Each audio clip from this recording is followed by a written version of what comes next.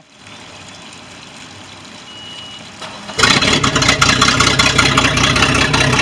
Clear prop.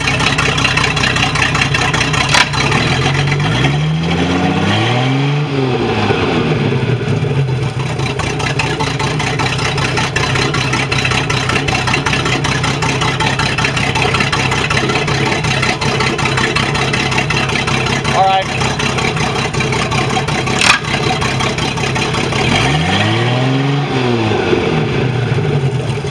And it's just got good water flow right now.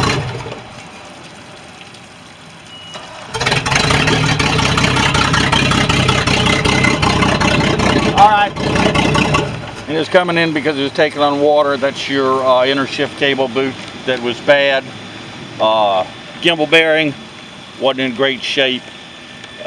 We replaced the U-joint bellows because this seal was bad. That seal was causing it to leak and get oil inside of there and make it just really soft. And there's the impeller. Since we were inside it, we went ahead and changed the impeller.